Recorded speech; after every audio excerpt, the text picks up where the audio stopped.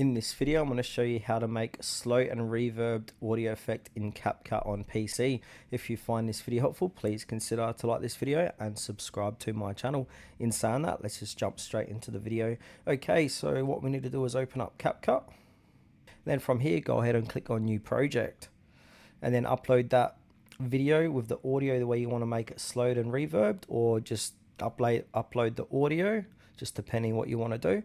So I'm going to go click on import. Now I'm going to import this audio clip here, shaped by Ono Domino Beats. And then I'm going to drag this to my timeline. And I'm going to zoom in to make it a bit easier to see and edit. And now just depending where you want to start and end your audio reverb. So I'm going to go to about this part of the clip here. So I'm going to split it here.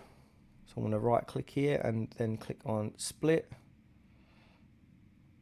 Now I'm going to move it to about there and split it again. And now from here, click onto the part where you want to make the audio slow and reverb. So I'm clicked on that. And now at the top here, we want to click onto speed on the top right hand corner. And also what this does, this just assures that the other parts of the clips aren't affected as well. So that's why we split it like this.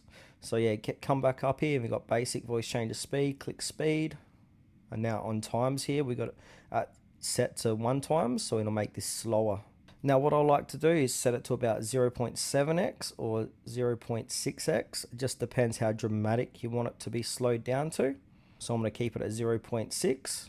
And also be sure to toggle on where it says voice tone change. Enable that. And now what this does, this just assures that it won't sound too deep or slowed down. And now from here, we need to click on voice changer. This is where we're going to add in the reverb. Then from here, we need to click onto where it says voice filters. And now scroll down and you'll see mic hog. Go ahead and click onto the mic hog effect. Then from here at the bottom is on the room size. We need to keep this to about 70 to 75. And then the strength, put strength to about 30, like so. Now once you're happy with your settings, play back your clip to see how it sounds. So I'm just going to press play.